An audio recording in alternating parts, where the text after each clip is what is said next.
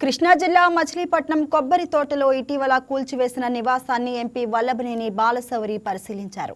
ఇంటి యజమాని శ్రీపతి వెంకటాచలంతో పాటు కుటుంబ సభ్యులను ఆయన పరామర్శించి సానుభూతి వ్యక్తం చేశారు.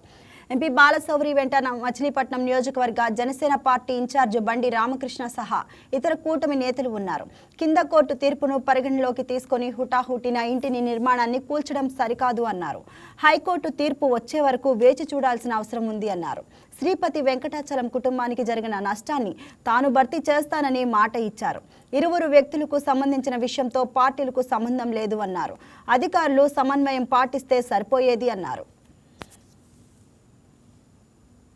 మా కార్యకర్త ఎంతో కష్టపడి సంపాదించుకున్నటువంటి డబ్బు దాదాపు 25 లక్షల రూపాయలు నుంచి దాదాపు 30-40 లక్షల వరకు అయినటువంటిది. దీన్ని దారుణంగా పర్ఫెక్ట్ ఆధారాలు లేకుండా కూల్చటం అనేది మా జనసేన కార్యకర్తలందరినీ కూడా చాలా బాధకు గురి చేసింది. నాకు చాలా మంది మెసేజ్లు పెట్టారు, కొన్ని వందల మంది ఫోన్లు చేశారు, జరిగినటువంటి సంఘటన గురించి వివరించారు. తర్వాత అనేక విషయాలు నేను కూడా సోషల్ మీడియాలో చూశాను.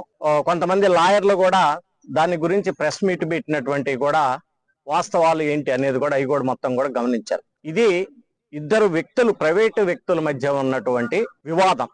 ఇదేదో ప్రభుత్వ ఆస్తి కాదు, డిఫెన్స్ కాదు, రైల్వేస్ కాదు.